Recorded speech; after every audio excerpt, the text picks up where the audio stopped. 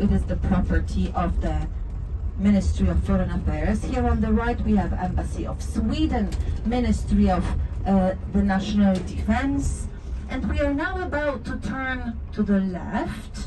But as we are turning left, I would like to draw your attention to a building that you will see on the right behind a black fence. There is a white palace called Belvedere Palace, that is nowadays a property of the Chancellery of the President of Poland, and until 1926 it used to be the official presidential residence, a place that is very strongly connected with the history of Warsaw. In front you can see the monument commemorating one of the founding fathers of Poland's independence. Poland regained independence after the First World War, after 123 years of non-existence on the map of Europe as a free country. For 123 years it was controlled by 3 neighboring monarchies.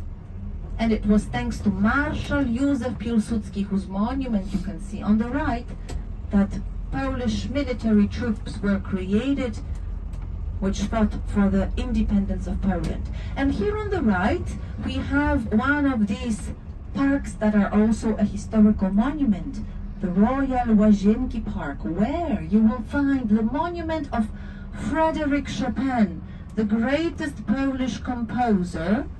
The monument was unveiled in the park in 1926. It was also the first monument in Warsaw that was destroyed by the Nazi Germans. It was blown up in 1940 and rebuilt after the war in 1958.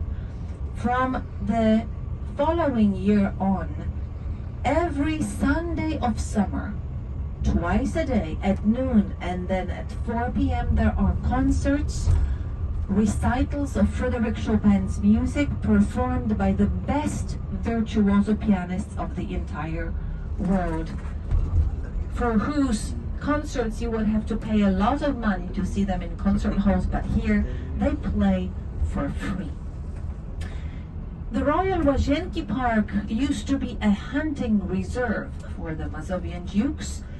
In the 18th century, by the last king of Poland, it was changed into the king's summer residence. One of the palaces that you find there is the summer palace of the Polish king. That is a historical monument as well. And we can say that this area of the city, which is such a big concentration of greenery right in the middle of the city, has got a similar function like Central Park in New York. Of course, Warsaw is not New York, but what used to be a quiet refuge for the last king of Poland is now a beautiful green park located right in the center of Warsaw.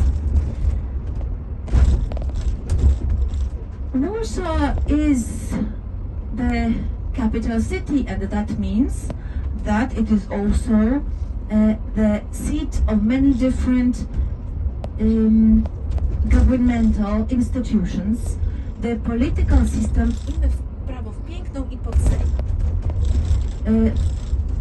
the political system of Poland is very similar to the one of many European countries, like Germany, for example, or the Czech Republic. Poland is a parliamentary republic with the highest legislative power that belongs to the parliament. The Parliament of Poland is composed of 2 chambers. The Chamber of Deputies, called Sejm, with 460 deputies, and the Chamber of Senate, with 100 senators.